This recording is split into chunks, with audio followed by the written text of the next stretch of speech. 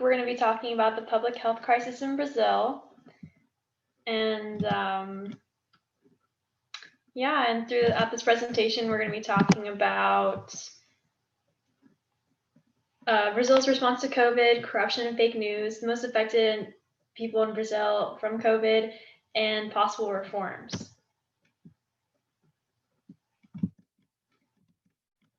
Okay, so although in the past Brazil has been very good at responding to health crises, the response to COVID-19 has not been very effective.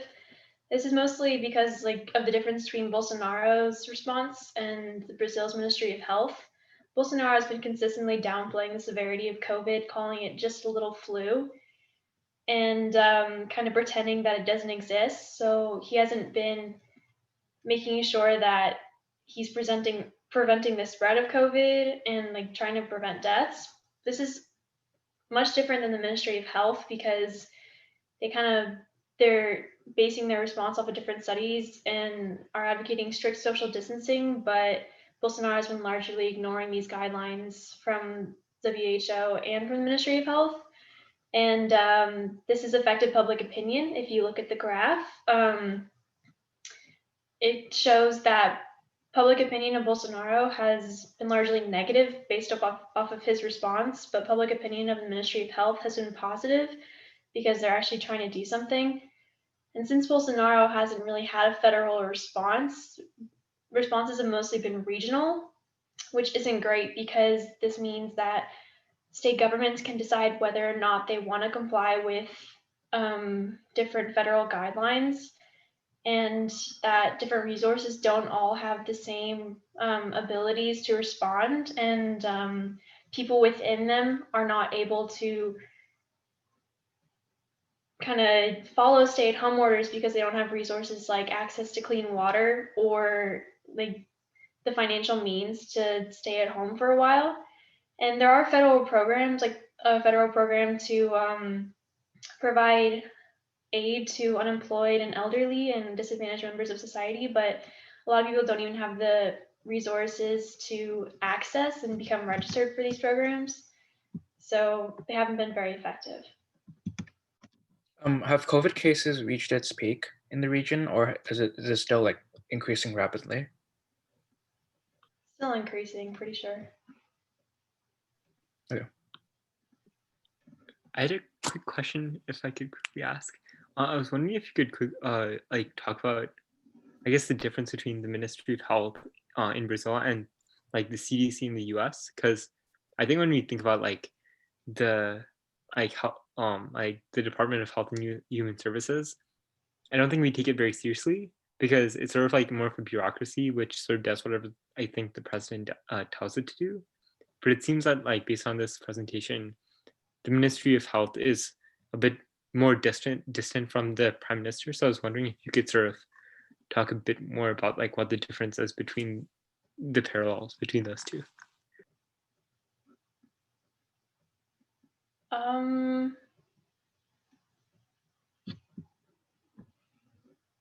If there isn't, I honestly didn't go quite into the Ministry of Health, but I'm sure one of our team members can answer your question. Okay, so Keshav, the Ministry of Health has more similarities than it has differences with the CDC in that they're both disrespected by the general populace, at least those that are following the president's official decrees.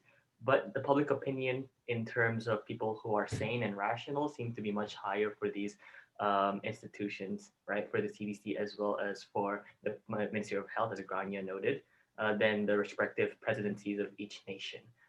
Something to note, though, is that there is a significantly more federalist approach to relaying COVID-19 issue relief, right, in Brazil, more so than the United States, and that makes it the Ministry of Health much more responsible in that aspect, rather than just a branch of scientific research, if that makes sense. Yeah, thanks. Okay, to continue our streak of low-key clowning on Bolsonaro, that graph shows the number of fake or distorted statements on COVID-19 made by Bolsonaro as of August 2020. And this has led to a lot of protests emerging as misinformation has been spread by high levels of government. and this really jeopardizes local efforts to contain the pandemic. Many other far-right leaders in Brazil have downplayed the severity of the disease and continue to hold events and other activities that go against social distancing guidelines. And many people are frustrated that the response to COVID has become very politically polarized because they're frustrated that more lives would have been saved if response hadn't become so political. A big problem with this polarization is that Bolsonaro has not organized a national response, which means that state governments are free to decide what measurements they're going to put in place. And this has actually led to corruption because there's no federal oversight. And many federal investigations have been launched related to states' pandemic responses across Brazil. And there are a lot of instances where money has been spent with little real results. So, for example, officials at the Rio de Janeiro State Health Ministry awarded contracts worth $151 million to a nonprofit named IABAS to help build 7 field hospitals by the end of April to treat COVID patients. But by the end of September, only 2 hospitals have actually been opened. Another time was when Arcventura was contracted to deliver 1,000 ventilators by May, but only 52 have actually been delivered. Grania, I have a question. So is there like an equivalent to the CARES Act in Brazil where there's like, I know you said that the federal government isn't really involved, but has there been like a coordinated strategy between the regional states as to how to like best address the COVID crisis? Or has it just been really, really disorganized in general? It mostly depends on state governors. So different state governors kind of have a different idea about what the response to COVID should be.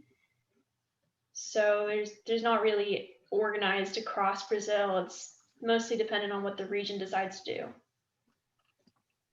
do. Cool. So first, when we talk about like, as Grania said, Brazilian healthcare system isn't really that good right now. So when we're focusing on who's dying in Brazil, the first population we're going to be looking at is indigenous and rural people. Because right now, even though Brazil has the capabilities to actually deliver a lot of medicines and vaccines, a lot of it is only being like isolated and only being delivered towards cities. People living far off, like indigenous and rural people, aren't getting any of these vaccines, and it's creating a huge and because of the decentralization in the healthcare system, there's a great lack of access to healthcare in these areas. In fact, COVID in these poor neighborhoods is 30 times higher than what's officially being counted because there's simply no access to testing in these areas as well. The second group of people that are also dying in Brazil is Black lower class people. For example, when you're looking specifically at COVID, Black lower class people, 55% of them are dying because of COVID, compared to only 38% of white patients in Brazil right now. And when they like go after a certain point. And then the last group that simply isn't being helped by Brazilian healthcare system is poor people, because currently Bolsonaro is simply decreasing funding for the Brazilian healthcare system. And this has caused in the past 10 years for 2.7 million people inside Brazil to lose access to healthcare. And most of this has come simply from the poor population. However, that doesn't mean everything is bad in Brazil. There are a few groups who are not dying. For example, the first group not dying in Brazil is babies, because infant mortality in Brazil has decreased from 53 to 14%, which is a huge decrease in the past few decades. Moreover, old people don't die anymore because life expectancy has increased by 12 years, and rich people still have access to healthcare as they do in almost every single country like the US. Brazil has the infrastructure and it has the capabilities for a good healthcare system. The problem inside Brazil is that it only goes towards the rich people and the people living in the cities. There's simply a huge resource disparity inside who's getting what in Brazil. For example, just look at this picture of Sao Paulo in terms of the divide that happens in Brazil. In Brazil, there is a lot of resources and there is a lot of potential for wealth, but there's a huge divide in terms of who actually gets it. You have these poor neighborhoods right next to a really, really rich part of Brazil, and the same can be said exactly for the Brazilian healthcare system too. If you're rich and white in Brazil, you will basically get everything you want. All these infant mortality rates and all these life expectancy only go towards a certain part of the population. If you're indigenous, living in rural areas, or poor, you won't be getting any of this in the business, because whenever Bolsonaro takes away funding from the healthcare system, he's only taking it away from certain population groups. Can you describe the healthcare system? Like, is it more privatized in the US, or how does it work in relation to like rich communities and poor communities? Yeah, so basically Brazilian healthcare system is they have a huge public healthcare system called the SUS. There's a Spanish acronym for it. I can't pronounce it correctly, so I'm just going to skip past that, but that's okay. But essentially what's happening is it's a public healthcare system. It's supposed to be giving access to everybody, but the thing is it's public, but it's also a decentralized healthcare system where every city and like every community also has to be is going to be having their own individual funding for providing for their region. And the problem is when you go towards these poor communities and these rural communities, they simply don't have funding and they don't have access to actually provide everything for their neighborhoods. Not Spanish. My bad, Mauricio. And then, so when you look towards healthcare spending in terms of Brazil, the main problem is that Bolsonaro is decreasing healthcare spending a lot. For example, when you look at a graph of healthcare spending relative to GDP, Brazil is actually lower than the US as well, even though the US barely spends like enough on healthcare compared to other big countries. Brazil is spending even lower. All these gains I talked about in terms of decreasing infant mortality rate and increasing life expectancy, all of that was pre-2014. That's when we saw all of these gains. However, since Bolsonaro started cementing his power, he's been taking away funding from these important parts of healthcare and only centralizing it towards the cities, making sure that these neighborhoods that are supposed to be providing access can't actually be doing any of that. And right now, Brazil's healthcare system, especially in these rural neighborhoods, is already struggling because they don't have funding. Coronavirus is only putting an even bigger strain on this entire system. And this is because rural areas simply already don't have funding to deal with it. Once Brazil is getting all these cases as well, they're simply overflowing. They don't have the money to do anything. For example, even in the United States, where a lot of hospitals do have a lot of money, they simply aren't able to handle anything that's going on. And when Brazil has the third highest amount of cases like around the entire world, these systems are simply collapsing. For example, Latin America as a whole has one of the highest rates of positive results at over 60% of tests coming back positive. So like when we look at a graph of like what's happening in terms of coronavirus cases, Brazil is right up there at number 3. It's number 2 in official deaths right now. And this is putting a huge toll on an already financially struggling system. But there are a few possibilities for what Brazil can actually do to increase in the future. For example, one huge thing that Brazil actually needs is an increase in funding for their healthcare system. We talked about how Brazil has seen huge gains in terms of healthcare in the past, and this is because in the past it had a lot of funding. For example, one study shows that if Brazil actually increases funding for the healthcare system by 4% by 2060, Brazil can actually solve a lot of these problems and have equitable access towards their entire population. They need to actually be increasing funding. Bolsonaro needs to start actually increasing funding towards the SUS. And moreover, they also need to fix the decentralization to make sure that just because you're in a rural neighborhood doesn't mean that you suddenly don't have as much funding per person as the rest of Brazil. The end. Hey, Nikhil. Yeah. So is 4% considered like really high or low in comparison to like the current healthcare spending? Because 4% seems like a really small increase. I mean, in the time frame you're talking about. Yeah. So basically, I guess to show it like proportionally, right now Brazil spends about 9.2% of Brazil's GDP goes towards its healthcare. So it would have to increase this by approximately like 150% to actually like reach this increase by 4%, I guess.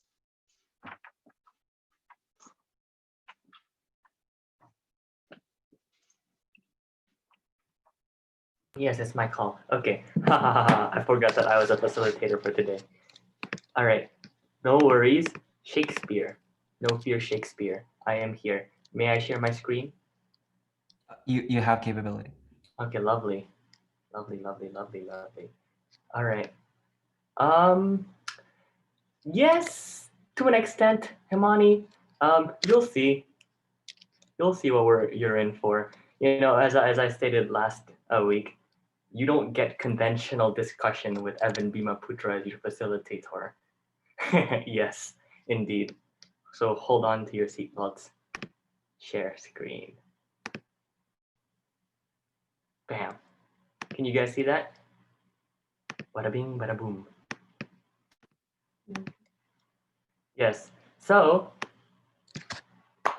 I'm going to be introducing this experiment of a discussion method, and it's going to be called hot takes. So hot takes question, hot takes exclamation point, right? So the way that this is going to work is that I am going to be your host, Alex Trebek, and we are going to have 3 doors that we will be focusing on today, right? But in the name of the game, hot takes in and of itself means that you're going to have to defend hot takes. So behind each of these 3 doors, there is a specific hot take that is related to the presentation content. And your job, if you get chosen as a defender of a hot take, is to defend that hot take against the scrutiny of the entire organization. So we have 3 separate doors. Not necessarily we have time for all 3 doors, but we have 3 separate doors. Now, I want a volunteer from the crowd who has the audacity and the valiance to defend a hot take. And these are just like, you don't need to know a lot of content for these hot takes. The amount of facts that you need will be presented on the slide for you. And you just need to also remember the main insights that you got from the presentation as well as common sense. It's mostly just common sense type of stuff. So if you want to defend a hot take against the scrutiny of the entire organization, say so. Or I believe Faizan nominated someone, and her name was Neharika. oh, Neharika, would you like to participate as a defender of a hot take? All right, let's do it. Okay, would you like to choose door 1, 2, or 3? Let's go with 3. 3, hopefully, man. Bam. Okay, so your hot take is that favelas are necessary. So if you recall from the presentation, favelas are the low-income housing populations where a lot of people are bunched up into something you see akin to those pictures, right? And here are the facts that you are given. 6% of the Brazilian population live in favelas. Favelas are located in 322 different Brazilian cities. And Roquinha, which is the biggest slum in Rio de Janeiro, has only a 1.8% fatality rate. So give us a 30-second defense of why favelas are necessary. And I want to see whether people will be able to defend the other side, why favelas must be broken down, why favelas are not necessary, etc. Go ahead, Neharika. Give us your best shot. Okay, so looking at the statistics, the biggest slum in Rio de Janeiro, I'm not going to try to pronounce it, but it has a 25% case rate, but only a 1.8% fatality rate. And compared to the other numbers I've seen, that is pretty low. So I feel like favelas are necessary to control the spread of the virus, since it does have smaller numbers than we've seen. So yeah. Okay, wonderful. All right. Wait, I can't see people raise their hands. Oh my goodness. Hold on. I need to. I'll give you host, Evan. I'll Yeah. give No. Can you just be the one to see whether people raise hands? Because I'm in full screen. I'm sharing screen, right? I can't see whether people raise their hand. Sure. Yeah. So if someone raises their hand, can you elect them? Okay, so would anyone like to respond to that comment made by Neharika?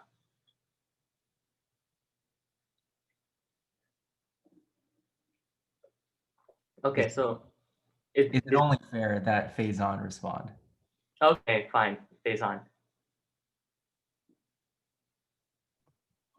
Yeah, so I guess I think one part, I guess well, here's the thing. I have a hard time believing those numbers because in a community with such little infrastructure, I don't know how you can I don't know how you can generate a fatality rate when so many people aren't even going to hospitals in the first place.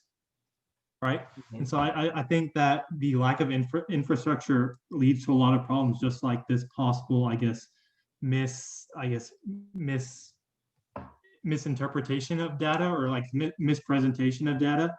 I think because of the lower infrastructure, crowded nature of favelas, it actually makes them more risky in terms of public health crises. Let's see. It doesn't need to be a long response. Yeah, okay. I mean, yeah, sure. I guess that's all I have. All right. Good. No, you're good, Faizan.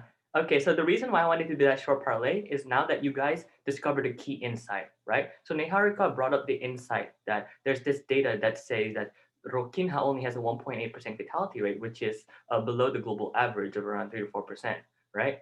But Faizan has said that there may be suspicion with the data, especially considering that favelas are low-income housing with lack of infrastructure to collect such data. So here's my question to everybody, right? Should we trust data blindly?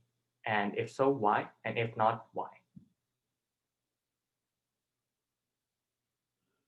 This is a very broad question and it can cover anything. We But have mostly COVID-19 data. Mauricio and then Paul. All right, Nikhil, go ahead. Oh, sorry, I said Mauricio. Oh, you said Mauricio? Mauricio, go ahead. I guess I would say you should never trust data blindly at all. The reason that we typically tend to trust data is because we like assume that it comes from a certain source. So like if the CDC comes out with data, we're inclined to believe it. But if we like have an agency from Brazil, we don't know much about it at all. We haven't verified the degree to which it's credible. We're not going to trust the data with the same degree of confidence. So of course you have to scrutinize the kind of data that you're reading, where it comes from, and make a judgment based off of the source to determine if it's reliable or not. That's something that everyone should do always. Mm-hmm. Okay, so my question to you then, Mauricio, would be, say that you have a set of statistics, you're the Brazilian government, right? You're given a set of statistics. How do you know whether the set of statistics you have is reliable or not? What measures can you take to make sure that it is reliable or to say it's not? Well, it depends where it came from, like who's doing the studies. I mean, like if it's an internal study from the government, you have a department that did the study, and you know the methodology was good, then you're fine. You can trust it. You have to make sure that the scope that you're applying it to is reasonable and all of that. But as long as you know how to do statistics and you know like the science, you should be fine. I'm talking about from our standpoint of researchers who are looking at data, and we have to just make sure that the source it's coming from is credible. From the perspective of them, like the government, like it's easier for them if they do their own internal studies, they can act on it because they're verifying the methodology and the integrity of the process. But from our perspective, it's different because we have to verify it in a different way. Like it depends on the perspective. Mm-hmm. Yeah. Okay. Paul, you had a point? So I see it from a different standpoint, more like the statistical approach that they use. So maybe the fatality rate isn't based on a actual like amount of people that die. What if it's just a random sample, right? Mhm. It's a random sample of people that they were tracking, not selected. They're selected randomly, and so by doing that, you're able to get like a general like sample population mean out of there. And maybe that 1.8% fatality rate can be capturing that. Mm-hmm. Okay. So there might be different interpretations of the data. That's a good point. I want to bring this hot take to a more broad consensus. I want to bring back Niharika on the podium. So Niharika, what if I told you the favelas are exactly slums? That's what they are, slums. Now, defend why slums in general in any country would be necessary for existence. That's a very hot take in and of itself. So you're going to have 30 seconds to defend your case again. But you always put me on the spot. Okay. Well, okay, so we all know that social inequality is going to exist, and we all know that social inequality in any society will occur. So it's only not necessary, but it's kind of predictable that all of the people belonging to a certain social class will gather around each other. So ergo, there will be slums, and I'm not saying I support it, but it will happen, and there is nothing I can do about it. So that's why they're not necessary, but they happen, and until we figure out a solution to poverty, they're gonna exist. Mhm. Okay, to bring more facts that support Niharika's statement in that aspect, favelas are usually located in rural areas far from the city, right? Because most housing in the city generally cost higher, especially in Brazilian cities and urban areas, whereas the housing that is farther from the city obviously will cost lower. So does anybody have a 30-second rebuttal to Niharika's statement on that regard? And George, I need your help on this one. I saw Keshav's hand, but I wasn't sure if. All right, Keshav, I don't care if you had another point, you're going to be rebutting. No. Okay. I'm not sure at all, so this may be trash. But if favelas are in rural areas, and then there's no need for them to like be in like they don't necessarily need to be in such unsanitary conditions because it's relatively cheaper to build houses. Like if it's in the city, it sort of makes a bit more sense because they need to be sort of small houses, and it makes sense why you need to have a large concentration of workers to go to the factories and to sort of build a manufacturing base. But if they're in rural areas, there's no real need for them. Like you just sort of need to make the infrastructure. You need to write the right laws to make sure that they don't exist. Like you don't like their same justifications aren't there as it would be if they were in like urban areas. Mm-hmm. Okay. So there's this insight about density, right? I think there's an assumption that the more dense an area is, the more COVID-19 cases it will acquire. And I think that means intuitive sense, right? And if you're out in the rural, there's no reason for it to be so densely populated or densely packed, right? Neharika, do you have a rebuttal to that? And if not, that's completely okay. I can wrap up this specific question and go to another one. Yeah, we can wrap it up. Okay. I don't want to Yeah. be attacked.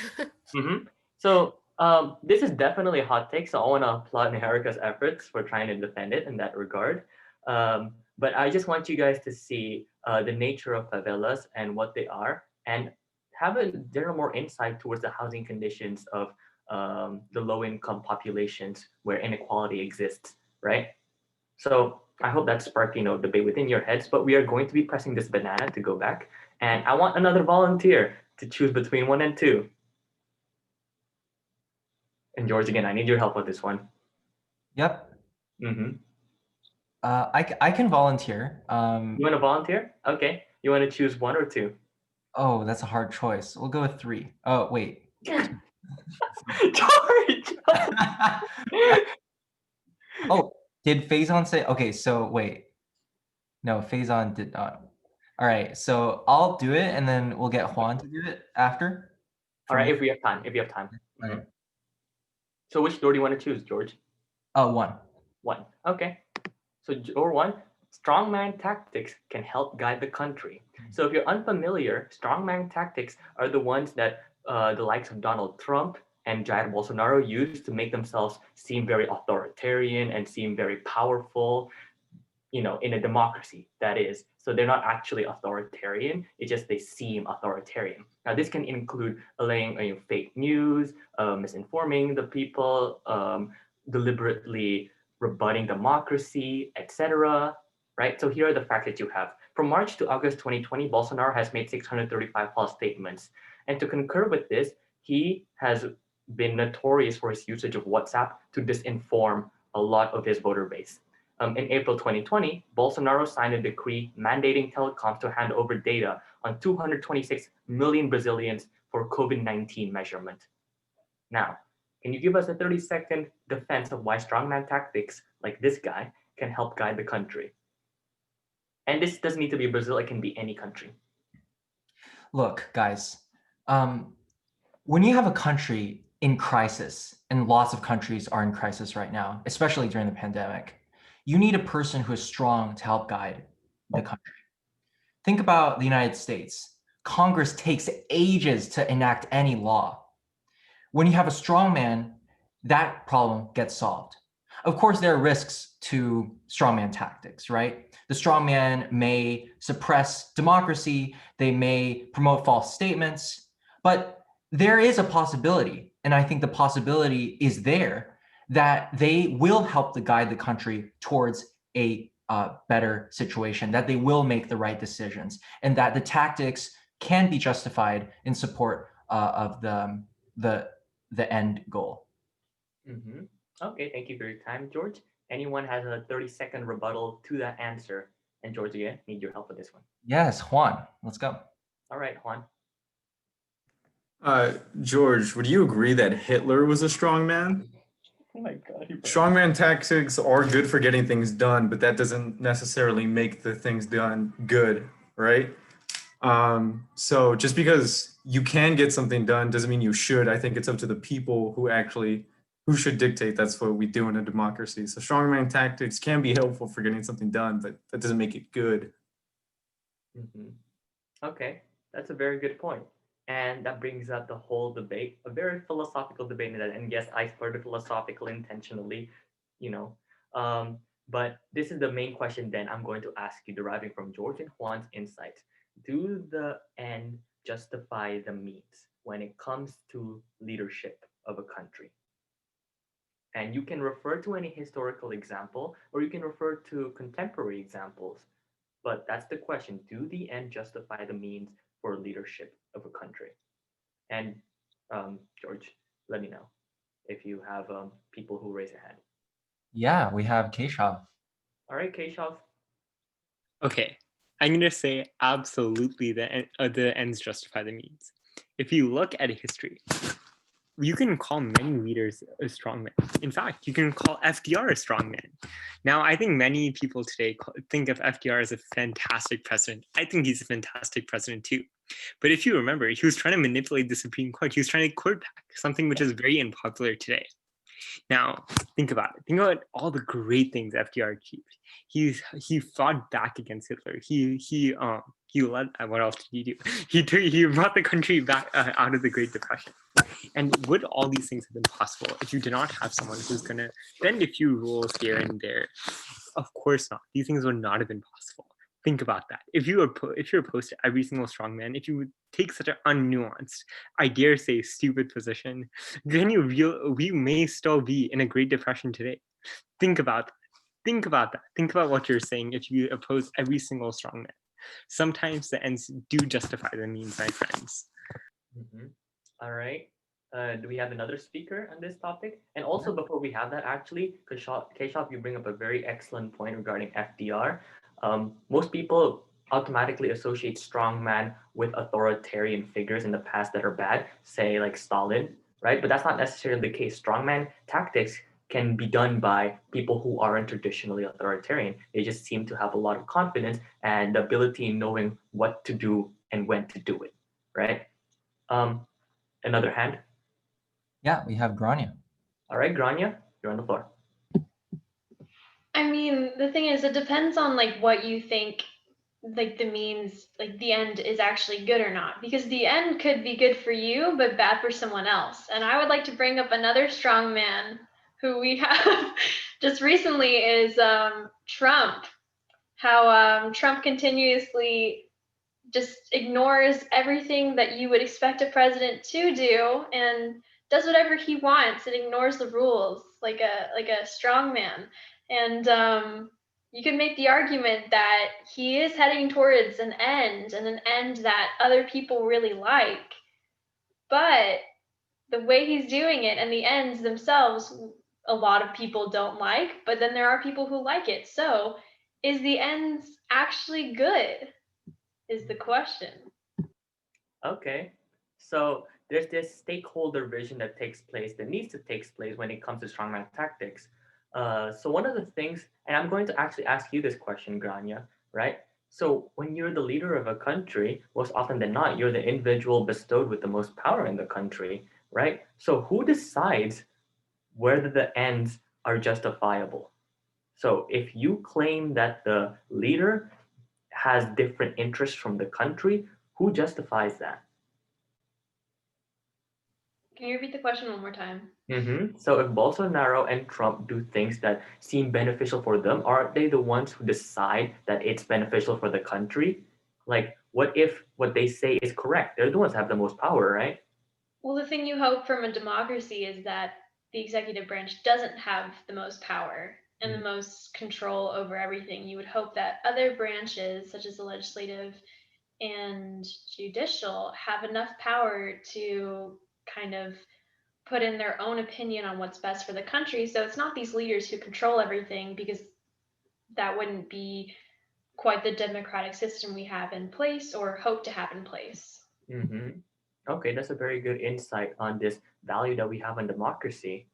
Now, the insight here that I want to put forward is that there's this sliding into authoritarianism that Latin America has had, because Latin America by nature and history has been traditionally very authoritarian. You can see very past leaders like Pinochet or Lula da Silva, who are very famous autocrats for their nations. They did a lot of good, but it really sparks the debate whether democracy is something that is as highly valued in Latin America as it is in the West. But thank you for your contribution, Grania. Now, George, I want to bring it back to you. You have a decision here. Do you want to continue this specific hot take, or do you want to pass it to Juan to do hot take number 2? Let's do number 2. Okay, that's number 2. So we'll do this one relatively quickly because I know I'm running out of time. But Juan, that leaves you with door number 2. Are you ready, Juan? Yes. All right, here you go. This is your hot take. Government should divert funds away from health, right? Okay, so this is in light of the insight that we received from the presentation that Bolsonaro has been diverting funds away from health and has been disregarding science research, right? But it's not necessarily to say that diverting funds away from health means disregarding the science research. It just means that there might be more important things out there. So here are your facts. Brazil is the only country currently in the world to have a universal healthcare with 100 million plus people. And Brazil's state governments have been able to act fast due to the federalist nature of Brazil's government, right? Now, to bring back one of William's questions from the presentation, there have been some stimulus packages created, but not nearly extensive as other countries proportionately, right? So these are your facts. Give your 30-second case. Okay, so I would say in this case, the ends do justify the means. Sometimes there's a greater good to be had. So let's just say, for example, opposing hot take number 3, you don't want people living in slums forever. Some home is better than no home, but we don't want that forever. And if the cost is just reducing some healthcare funds, then I think the means are justified in this case. Mm-hmm. A very hard thing to defend, but that's why they're hot takes, Juan. yeah, all right. I'll leave it at that and wait for someone to rebuttal so I can develop it more. Okay, wonderful. Do you wanna? All right, we got Sahana. She wants to rebut. You have 30 seconds on the floor. Okay, so if the government diverts funds away from the health, that means that the quality of life and the health of the people is going to be deteriorated in the long run, and there's nobody left in the country. If there's nobody left alive, the government has nobody to rule over. There's going to be nobody in the country left. So the government should focus on building the health of its citizens so that the people can be healthy and contribute to the economy and just be sustainable. And so, but diverting the funds away from health is a very bad idea. Okay, so great point, Sahana. Thank you for contributing. And here are the main insights that I received from this fruitful debate. It is that there are a lot of priorities that can be done and made by government. But here's the question then that I pose to all of you guys. What should a government focus on most, especially during a crisis? Should it be allocating all its funds towards health in order to mitigate the crisis? Or are there more efficient ways to mitigate it, such that if you focus on the economy and on inequality, there are more long-term benefits? I want to hear your guys' thoughts. So George, let me know when someone raises their hands. Yep. If you haven't talked today, I highly encourage you to raise your hand. I might start calling you out, but Wait, can you repeat that? I would. Yeah. Like now. So under the assumption that there are a lot of priorities that the government must take into consideration when budgeting, what should they consider? What is it that they need to consider in order to prioritize specific factors like health over education or inequality over military spending? I think that starts with like what your basic needs for life are, like, right? Like you look for shelter, food, survival like every day. So these are some of the basic things. And then them just like starting with these 4 basic needs of life, and then expanding or even like just combining like food and shelter. You do need it for survival, right? So just combining different needs, and maybe from then, like unless you have good health, you wouldn't be able to like attend school, right? So just building on these bases, and then having like a more pyramid approach to more diversion of funds in the long run. So okay, so let me ask you a question, Himani. Say you ruled an imaginary country and you were in charge of allocating the budget, with notwithstanding any bureaucracy or red tape, right? You're fully in control of this. Does that mean that first and foremost, you're going to be making sure that everybody has food, shelter, health, water, and belongings? Is that going to be your first priority? yes. Okay. So why do you think there are countries in every country in the world actually there exist people under absolute poverty? Um, I mean, I would say because their diversion of funds is like not equitable, or it's not like implemented correctly, or um I think I would support the implementation, because these are always the first things that the government focuses on, like, okay, like access to food, okay, access to healthcare. So I think it just depends on like how countries like themselves work for the enforcement or the deployment of like these budgets, right? Like there is, you said like without any red tapeism or without any corruption. Um, I think, but still, like, this is the reality, right? Like every government prioritizes this, but what comes into like not a very easy deployment of this is just that they have different, I mean, just the noises, in the political system. Mhm. I think, yeah. Okay. So Himani, you do bring up a good point. Corruption and red tape seems like an inevitable part of life in policy. And I want to harken this back to Granya's points that she brought up in the presentation regarding the cases of corruption, right? There was a case where the Rio de Janeiro government contracted 3 companies to deliver 1,000 ventilators, and only 53 ventilators came. 53 out of 1,000. That's a 5.3% rate, right? Where did the other money go? Who knows? Embezzlement, right? So regarding this inevitability of corruption and red tape, especially in lesser developed countries, how can governments prioritize where their money goes? And this is open to the floor. Yeah, we have Mauricio. All right, Mauricio, you'll be our last speaker because I know I'm going over time. Oh dang! I raised my hand like a while ago. Okay. Anyway, so I guess it just depends on the infrastructure the governments have in place to monitor certain activities. So if there are industries that are really private, then government spending initially won't do much because you have to develop infrastructure. So if, let's say, all of healthcare were privatized initially, you'd have to do a lot of work upfront spending initially to get government to be effective in regulating that industry. So like, let's say that there was no government run insurance plan in the United States. It was all privatized. When COVID hit, when the government had to mobilize their resources to acquire ventilators and masks, it would have been more ineffective in the beginning because of lacking infrastructure in the healthcare system on the government side.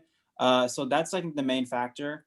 Which industries have privatized, it's like entirely privatized, and which industries have a certain public element to them, because that's indicative of government infrastructure in place in order to orchestrate these kind of movements to respond to crises. Mm-hmm. Okay, so it's about the institutions that are currently in place. So if the institutions don't already exist, do you highly recommend that government should prioritize having those institutions first and foremost? It depends on the industry. It depends like what the government like deems as worth privatizing or is worth making public. So like if there are certain firms like transportation, most transportation is not public at all. There's a lot of public transportation, but from the federal standpoint, there's not much of a benefit to publicizing making transportation public. It just depends on what the society deems is important to have public or private. What society deems important. Okay, Yeah. so very important insight. Okay, so from this small discussion of this hot take, I wanted you guys to see the prioritization of government and how allocation of budgets may be more complex than it seems, especially in Brazil, which is a country mired in embezzlement and corruption. All right, so I'll stop sharing my screen, and I believe I am past time, so I will hand it over to the AI team. Thanks. Great. Actually, Himani had a comment on the format. Would you just like to reiterate that comment verbally? Oh, no, I mean, I think we had like a lot of diverse opinions in a very short time, and this was like very well managed. Like everybody had 30 seconds and you took care of it. So they were like, I think everybody participated. So let's keep it let's kudos to Evan for this, but it was pretty good. Yeah, it was good. I agree. Awesome. So I believe, is it Faison and Niharika? Yep. All right. Just to reiterate, so Himani will be the executive audience for this presentation. So I guess the idea is kind of treat it like you're talking to her is kind of the idea behind this, just to make the presentation a little bit more conversational. I don't know if you've prepared for that. It's okay if you haven't, but that's just a suggestion. Just remember to pause for questions. Okay, very well. Let's see.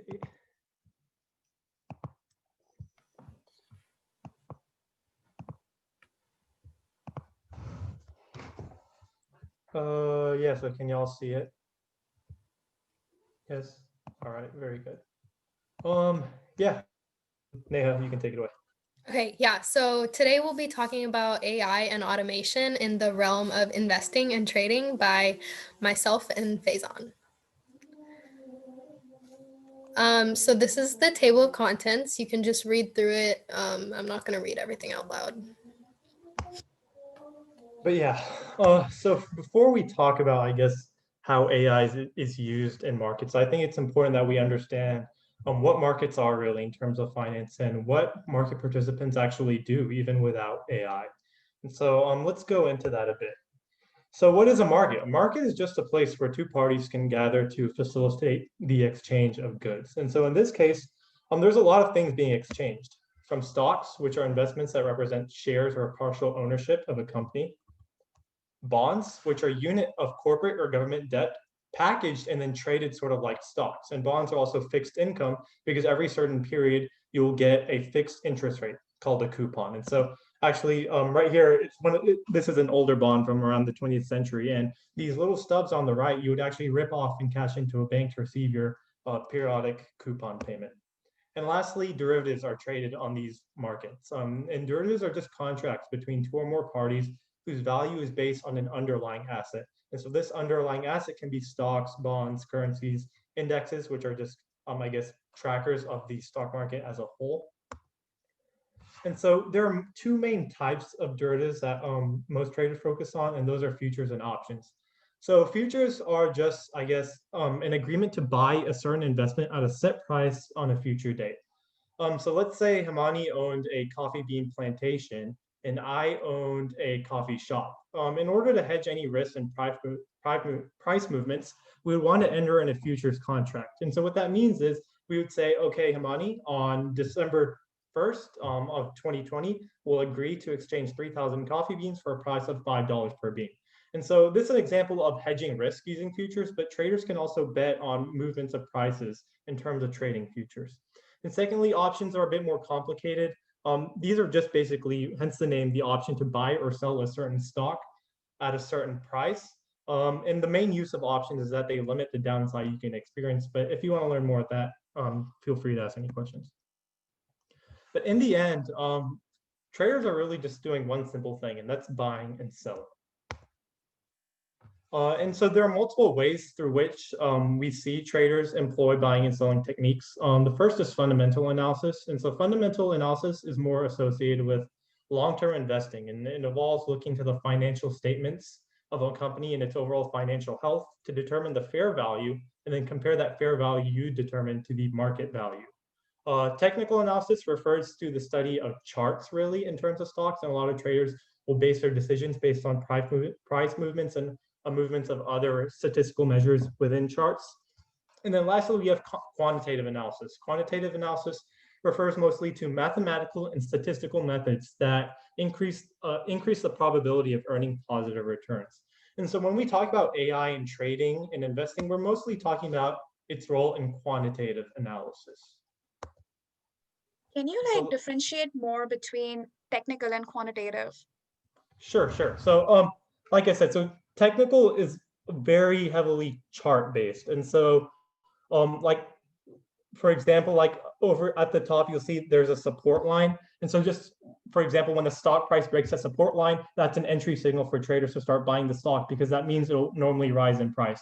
And so these more, I guess, visual movements in price are what are used in technical analysis. But quantitative analysis, on the other hand, is a lot more mathematical. You're really looking at the statistical probabilities of positive returns. And so this image right here is actually a Monte Carlo simulation. If you're familiar with that, basically it's a simulation of all the possible probabilities that a stock may experience in the future, I guess in future time. Does that make a bit more sense? Or Yes, I can't see you, so I'm assuming yes. Yeah, you can move on. Sorry. Yeah. Okay, yeah. Yeah, so how is AI used in automation, trading, and investing? And so when we talk about quantitative analysis, like I said, AI algorithms, their main job is to just track financial data to develop statistical models and probabilities. And so if any of y'all are really interested in quantitative trading or something like that, you'll come across the idea that returns are often normally distributed around a mean of zero. So there, a lot of half people will earn less than zero and profit half above.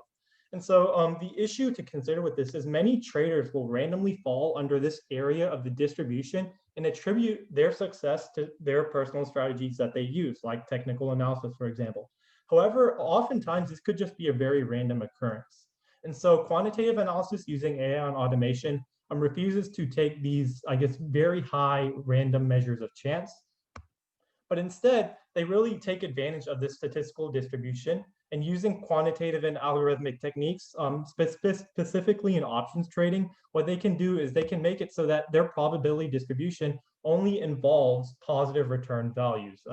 And so excluding the price that you would pay for options and things like that, those fixed costs, they are able to generate a lot of return, sometimes less return than technical analysis, but on a much more, I guess, much better risk-adjusted basis. And so using statistical data, technology can generate better probability of positive return. And it normally, I guess in the end, does two things. It can suggest trades. And so these are instances where the trader themselves actually has to make the final call on whether to buy or sell, or they can autonomously execute trades. They can buy and sell without confirmation from a human being, and these can happen within milliseconds. And other approaches that are a little more complicated include correlation, mean reversion, and pairs trading. But yeah. Another important aspect about AI and automation and trading is their ability to quickly capitalize off of market inefficiencies. So a market efficiency refers to the degree to which market prices reflect all available market information. And so if markets are efficient, all the information is already incorporated in the prices, and there's no discrepancies in the prices, and thus there's no way to really beat the market. However, this is often not the case in different markets. Sometimes the same assets are actually priced differently on different exchanges. This price discrepancy is taken advantage and eventually eliminated through a tactic called arbitrage, which AI and automated and high-frequency trading programs can perform at really high speeds. And so sort of like a simple example of arbitrage, so let's say we have two markets. One market has ice cream listed at a price of $1, and one market has ice cream listed at a price of $5.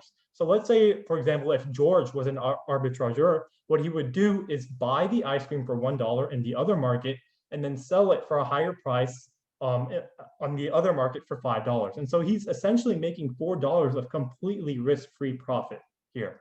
But what happens is due to advancements in AI and trading technology, these discrepancies are capitalized off of quickly, and these markets will realize this and correct themselves in milliseconds. And so it's almost impossible for humans to take advantage of these sort of techniques. And so I did say AI and automation is mostly used for fundamental analysis, but it can also be employed, I mean, it's used in quantitative, but it can also be employed in fundamental analysis. AI software is used to analyze companies' financial statements, but also it can be used to gauge consumer sentiment. And so actually in another org I'm in, we worked with scraping through the internet and different social media websites to determine how consumers or market participants were feeling about a stock. And that can have a really big impact on whether the stock will go up or down. And so just scraping for certain words, sentences, expressions on social media allows people to do this. And many firms already employ these sort of strategies. Merrill Lynch and BlackRock are names a few if you're familiar with those. Okay, so I'll be covering some of the benefits of AI-based strategies. The first one is that AI is extremely capable at executing menial tasks. And we have an example of this in overdraft prediction. So basically an overdraft, if you don't know what it is when a transaction leads to a below zero balance in a person's bank account. Overdraft prediction is a machine learning algorithm that computes the likelihood of an individual running a below zero balance in the coming week. If the score exceeds a certain threshold, the algorithm will trigger an email message to be sent to the individual concerned.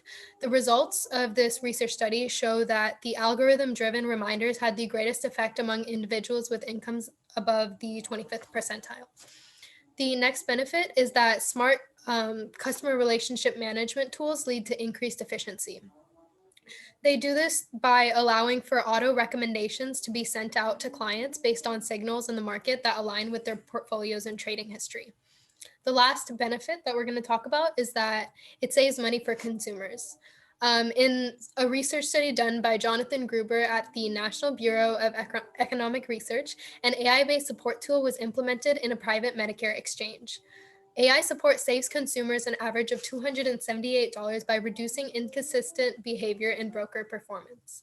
The experts incorporate data where AI is helpful, such as total expected patient costs, and overrule areas where human input is more reliable, such as the intricacies of doctor networks. And as it says, AI is most efficient when used to complement human skills.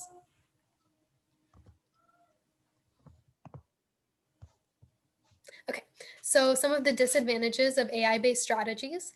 The first one is the unstable nature of financial markets that makes it harder to do one-day predictions, which is what we're planning to do in the future, or it's what we're trying to accomplish. So training machines to react to these changing conditions is much easier said than done, as Professor Siamek Moalemi from Columbia Business School says. It's one of the most difficult challenges in applied machine learning. The next disadvantage is a relatively small data set that financial firms have to work with. We only have 118 years of stock data to base predictions off of. Financial data is also harder to reproduce compared to an app like Facebook or Instagram that produces over 350 million images every day to process. In image recognition, it's extremely easy for data to reproduce because images are easy to edit and resize, and that artificially creates new data, but financial data is much harder to artificially create, which is why it has a small data set. The next disadvantage is that AI machines cannot do causal thinking. Causality is when, in addition to noticing a change in a financial trend, one must deduce the reason for this change, and humans are extremely good at doing this kind of causal thinking, but AI has not achieved that yet. The last disadvantage that I'm going to talk about is legal troubles associated with AI, and we kind of touched on this in our presentation last week when we talked about ethics. So the primary question here is who must be blamed for an AI machine doing something that results in a negative outcome. So one of the court cases that I researched really gave us an answer to this, or started to give us an answer to this. So the court case was called B2C2 versus Quion, and it was from Singapore. And the plaintiff, B2C2, sued the defendant, Quion, over a misfire in the usage of algorithmic trading systems in market making for cryptocurrency. And as I think Faison mentioned before, algorithmic trading systems highly do not involve humans. It's mostly controlled by machines. So the court finally ruled that algorithms only do what they have been programmed to do. They have no mind of their own. They operate when called upon to do so in a preordained manner. And this is a quote from the court case. And another legal trouble associated with it is that, as William was asking in the chat, AI has the ability to easily manipulate markets, which means we have to consider the legalities behind it. Yeah, and so lastly, we'll just consider AI's impact overall on markets. And so for this presentation, I decided to focus on 3 aspects. And so those were volatility. Volatility just represents how large an asset's prices swing around the mean price. You can think of it as the standard deviation of price around the mean. Highly volatile securities hit new highs and new lows pretty fast, and they move pretty erratically. Liquidity is just a measure of how easy or quickly you can buy or sell an asset. If there are a lot of sellers and buyers, an asset's really liquid and you can sell or buy that asset very easily. And then volume just refers to the total amount of transactions that traders conduct in a specific period, whether AI or human. And so how does AI and automation affect all of these? So the impact on volatility is actually much debated. Some studies show an increase due to automation, some show a decrease, and some show no change at all. There are some really complicated reasons behind that, and I can go into that if you guys are interested. liquidity improves as it reduces the costs and inefficiencies associated with manual systems. And so, as I talked about earlier, because those inefficiencies are eliminated, people are a lot more trusting in the market, a lot of buyers and sellers. And so they're willing to buy and sell. And we also have a lot more trading bots or algorithms that are on the market, willing to buy or sell. And lastly, volume rises. And this one's pretty intuitive. As you have a lot of AI-based algorithms on the market, they pick up a lot of entry and exit signals for trades that humans can't see. And so there's a lot of more transactions happening.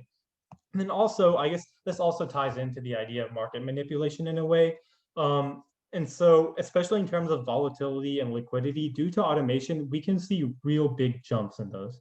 And so in August 2015, we saw a flash crash. And so 765 stocks in the Russell 3000 plunged more than 10%, because all the automated trading algorithms followed the herd and saw the same signals. And so we had a strong amount of people selling off the stocks, but no one was there to buy it, as all the algorithms were selling. Yeah. And so I just leave you all with a big idea. And so the future of trading, it was a report done with trading firms. And out of those trading firms, 4 out of 5 expected that AI machine learning will be fully integrated into the trading process within the next 3 to 5 years. So it's important to really consider how AI could really change trading and investing as a whole. But yeah, any questions? I have a question. Sure. Could you explain what full integration would look like? Full integration. All right. So yeah, full integration will look like, I would say, currently a lot of the mathematical models are, I guess, are first humanly researched and designed. A lot of trading firms will have quantitative researchers, I guess, digging themselves to find certain trends. And so that's the first step of creating a trading strategy. Right now, AI is not fully integrated into that. It's more of the AI plays more of an execution role in that sense. And so as AI improves, its ability to see trends and patterns will improve. So it will take over the idea generation process too, in addition to the, I guess, part that includes executing those trading strategies. Cool. Anyone else? All right. I guess not. Sanchit, you can take it away. Okay, guys. So today, yeah. So last week we ran the debates, right? And I think everyone liked it. Can you guys hear me? By the way? Okay, yeah. Cool. So yeah. Sorry, there's background noise, but. Yeah, so this week we're gonna run it back. Round 2. So let me go ahead and share my screen. Oh yeah, I gotta stop sharing. We all love it. Yeah. I'm sharing the wrong screen. Whoops. Awesome. All right. Let's run it back in the GMT AI Ring of Fire. So this time we're gonna do 2 questions as opposed to 3. Actually, even last time we did 2 as well. If 4 new people, not last time, want to volunteer themselves, that'd be awesome.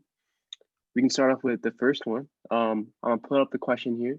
Oh yeah, and also as usual, we have the, the 2 minute, one rebuttal stuff. Yeah. Yeah. So. This is the first question. So does 2 people want to volunteer for the debate? Oh, can you explain, or you or Faison can explain what sales and trading is? Oh yeah. Faison, do you want to go ahead and explain that? Just, what do you mean? Just, I guess, the general aspect of it? Oh, like what is a job in sales and trading?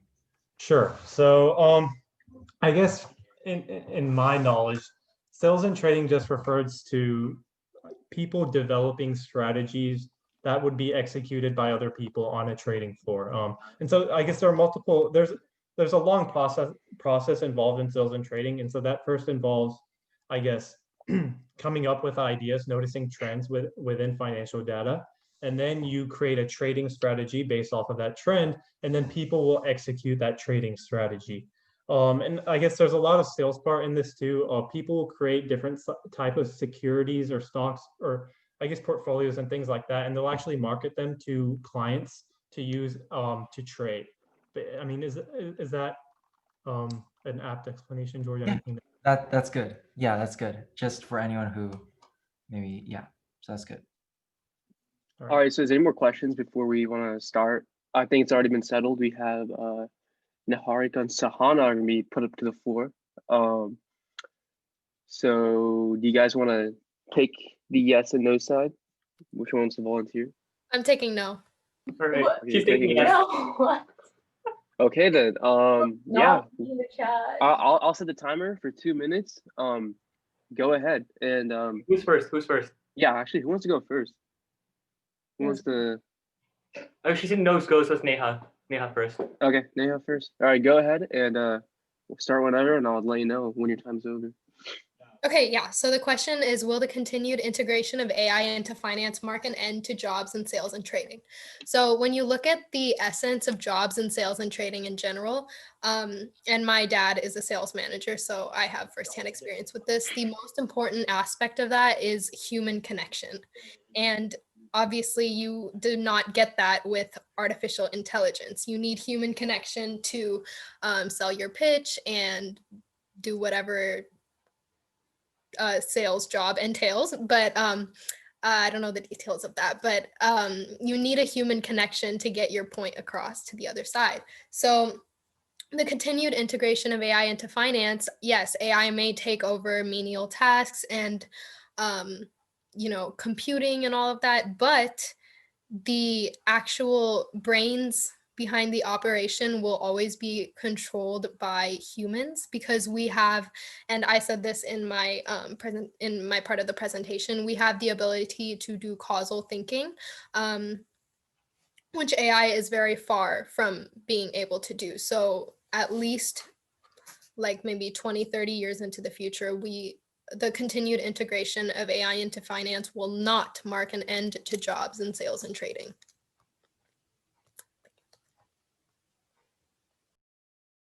All right, awesome.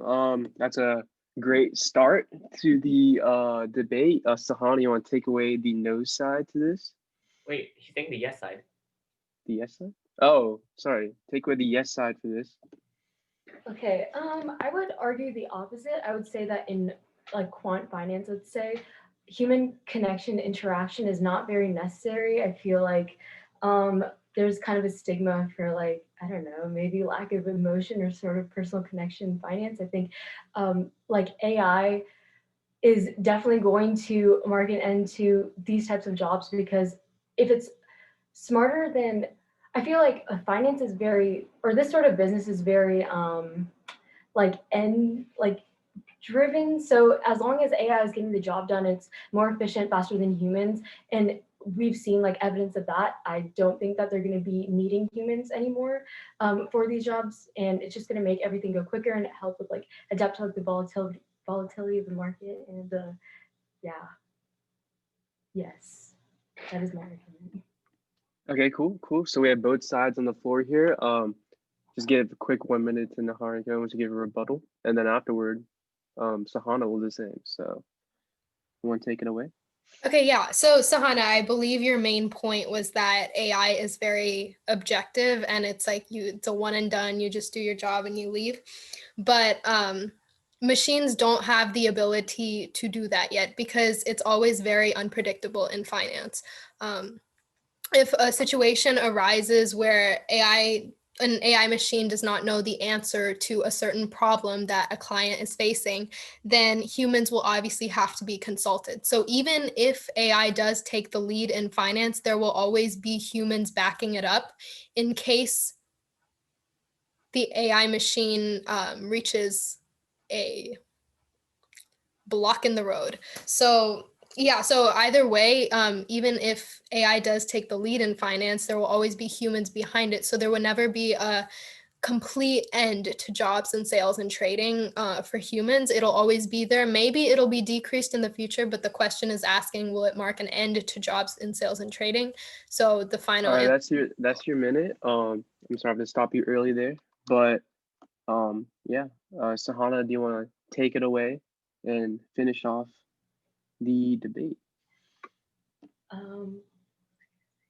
Okay, I again disagree. I think that the continued integration of AI means that this like technology is only going to be more smarter, more refined, and it's not going to be subject to mishaps or anything like that a human would do. A human error is going to be completely obsolete due to AI, and I think that it'll help adapt to trading and stuff is a very like 24/7 sort of like you have to like be aware of what's happening in the market, and it's very like numbers heavy, and AI can definitely do a better job than humans and produce more efficient, better outcomes, which is why businesses will definitely not rely on humans anymore for this industry specifically. Okay, awesome. So, all right, I think both of y'all give some pretty good sides to this. Like, why don't you go ahead and vote in the participants tab? Check for yes, no for no. I'm just curious. We can all see who thought who did better, but let's do vote yes if you think Sahana made a better argument. Oh, okay. Yeah, because like, well, Wait, why? Just do I it. shouldn't have butt in. I shouldn't have butt in. My bad. It makes more sense to just say yes or no. Yeah, yes or no to this question in general. Yes or no? Okay, okay.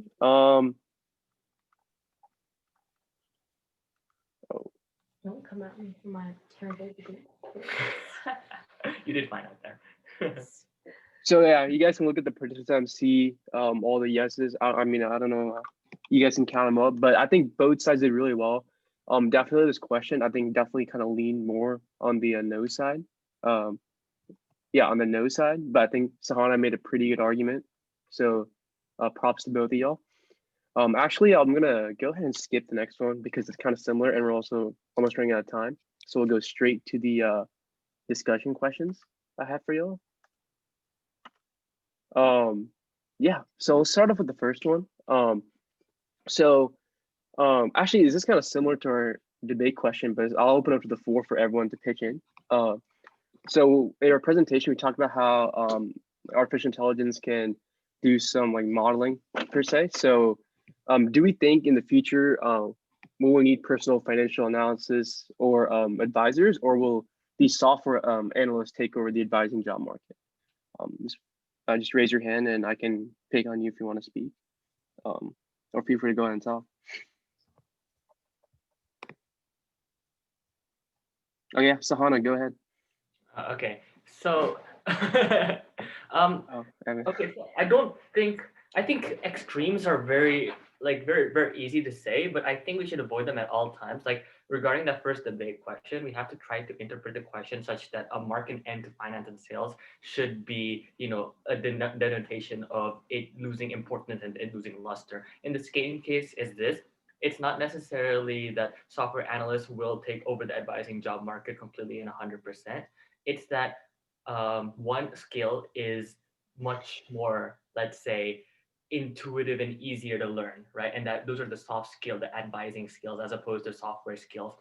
So when you come from this technical background, you're able to, understand the software and create the AI. You can be taught a lot of the advising technicalities. I mean, obviously you need to be personable in the first glance, but a lot of it can come with the type of person that you are. But the advising job market in and of itself might be harder to transition the other way around. And that's just how technologization works, right? You go to college and you get technical degrees, make sure you build on the things that really stand you out as a job applicant. Okay, that's a good one. It's actually a really good point, Evan. Like the someone please counter me because my personal philosophy is wholly against that. Yeah, if someone's to counter him, go ahead. But actually, I think Mauricio, you had your hand up. Yeah, you want to go ahead and yeah. I mean, I don't think I have a counter. I was saying something along the lines of what he said. I mean, sorry. I mean, like, my actual like genuine answer is that I don't think that we're gonna erase the need for financial analysts and advisors, mostly because like the presentation laid out different applications, different fields in which we study these stocks, and the main application is the technical side, or quantitative side, sorry. The main application is the quantitative side, but fundamental analysis typically requires more of a human orientation. simply because, and like actually Niharika mentioned, that there are a lot of limitations to AI. The main one being the fact that it can't really draw causal relationships. And just that distinction alone makes it important. That makes that consideration important, because we're going to see software analysts in this field really emphasized on improving the ability of AI software to identify trends really fast and do a lot of execution work, like was mentioned in the presentation. But a lot of the causal relationships, like identifying the cause behind these like trends, I think it's actually going to be better handled by humans moving forward, because of the greater complexity of how the world works. And then moving forward, like there are going to be more a variety of factors that need to be considered when determining what the cause is behind certain trends. And AI isn't necessarily going to get better at that in the short term. And so in the short term, I don't think AI is going to infringe on that. So there's going to be like a very niche portion or niche field within trading that AI is going to be able to dominate. And that's where software analysts are going to be able to supplement and really work on the area. But the part that really requires a lot of causal analysis, and I would even say more abstract and creative thinking, is always going to require humans for the longer term. And AI is not going to be able to fill that role so easily. And then we're also kind of restricting our conversation to quantitative trading firms, when that's a very, I'm not going to say very small, but it's only one portion of the finance field. You can also talk about financial advisors that focus on individual people, advice for institutional investors, in which Niharika mentioned the human touch, and to a degree, like to a certain extent, the human touch is pretty important for financial advisors, for individual people, individual clients. And like their analysis in that respect will also be important, really won't be replaced by AI. And there's a lot of like global macro analysis that has to be made for a lot of these firms. Like there are global macro hedge funds that rely on that kind of analysis, opposed to not, like they don't rely entirely on the trend identification that you see AI becoming really good at. So like there's a split in between what AI can do and what humans can do. And if anything, you're going to see like AI is really fill a niche, and humans fill a niche as well. So I think it's not going to erase the need. They're not going to become obsolete. All right, awesome. Thank you, Mauricio, for your big opinion on that. I'm going to go and pass it on to Brian. He actually raised his hand a little bit earlier. So Brian, you want to take it away? Yeah, I just wanted to kind of touch over the different areas of finance that we talked about earlier. It's like the different ways to analyze. That was like technical analysis, fundamental analysis, and quant analysis. So I think we might have a little bit of a skewed understanding of the different aspects of it. It's not like, technical and quant are just like computer data based and like that's all they're doing, right? There's often a statement that we say in like the finance community, and it's garbage in, garbage out. It doesn't matter how good your program is. It doesn't matter how correct it is. Even if God made the program itself, if you put garbage in, you're going to get garbage out. And so if, is 400-ish years of market movement data, is that like enough to create a system where AI would be the best option to go with, right? I know Faizan also talked about arbitrage and the analysis portion, where it's like the different variations in the market are not that accessible anymore because of the development of AI. But of course, like, how many of the financial models built by AI correctly predicted, the stock downturn because of COVID, right? It's like, I would say like either very few or zero. And so, in terms of like the question, like I agree with what Mauricio was saying, where it's like, these jobs aren't going to be completely obsolete. Like software analysts definitely will see a jump, and financial analysts will definitely see a dip, but right, like it's not going to take over a job. Okay, cool. Yeah, that sounds like actually a really good point, Brian. I want to quickly move on to the second question. I didn't realize I copied it twice, but I did. But so maybe people want to take a stab at the second one, and it's kind of builds off the first one. It's kind of focused more on like the current state, the current like status of AI in the field. So like obviously we talk about how we have machines to do all these like hard thinking and analysis for us. So what will the impact be on current financial analysts, and how will their role change as these machines get more smarter and be able to predict more things? Does anyone want to go ahead and raise your hand for that? Otherwise, I might have to. Oh, Mauricio. Okay, go ahead. I'm kind of bring forward what I mentioned previously, kind of briefly, and that's like a lot of shortcomings have to do with AI. And Harika mentioned this in the presentation too. Basically, back in the day when humans used to be better at identifying important trends, they used to be primarily in charge of doing that work, not anymore because AI is better. And that means we have to ask the question, so what is AI not better at doing? What are humans still better at doing? And like, I think one of the huge factors is identifying causes behind changes in the market for a specific stock or indices. And that's why, like, it says, the question says, do all the hard thinking and analyzing. I mean, not all of the analyzing, like analysis is kind of like a broad term. So I think that the analysis having to do with causal relationships is at least one field that I can confidently say, or one portion, one job I can confidently say that for now, humans still have the edge. That could change eventually. I think it will change eventually. But for now, that's one field I think that financial analysts still have the edge. All right. Thank you for your 2 cents, Mauricio. So no one's hands are up. I was wondering, if Sam, do you have an opinion on this question at all?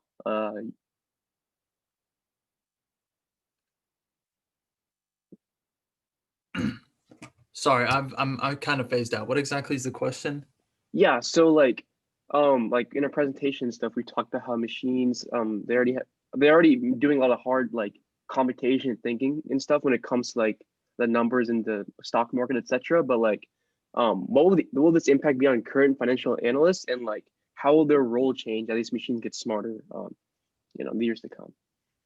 Yeah, I don't know. I think we can definitely see that, there's always this sort of fear about jobs getting driven out by automation, especially as it becomes more possible for it to take over a lot of the jobs that we do on a day-to-day basis, including this sort of high-level thinking. Usually we've just seen it sort of misplacing manufacturing jobs and low-skill labor, but as it becomes increasingly complicated, I think we can possibly see it becoming more accurate than human analysts, which might, drive out some parts of the job market there. But, I'm not going to lie, I don't know as much about automation, and I know there's some mixed findings about whether it's actually going to kill off jobs or if it's going to actually promote more jobs coming in, sort of like how the Industrial Revolution really changed the way that people go to work and the way that people participate in labor systems. So I don't know. I definitely think it'll change the way that people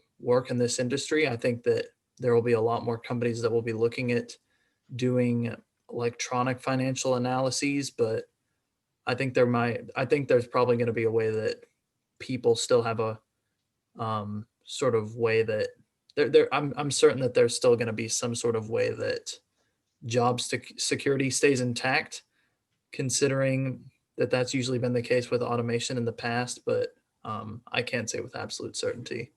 Yeah. I mean, you made some good points there, like some of the stuff like we talked about like throughout the course of the weeks, right? Like how the Industrial Revolution, for example, like you said, didn't necessarily like kill off jobs or like transition jobs, right? So like we could maybe see that in the coming future with the AI in this industry. Yeah, so it's almost 7:30, so I'm gonna wrap this up. But thank you guys for participating and contributing in this discussion. George, you want to take it away? Unmute and clap, guys. Unmute and clap for everyone who participated. Let's go. All right. That was beautiful. I cried.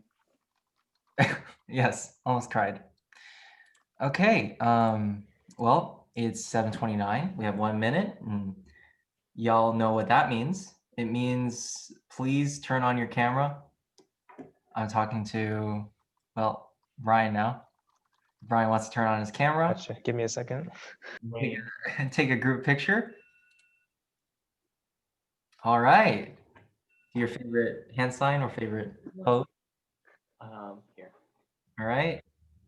3, 2, 1. Peace.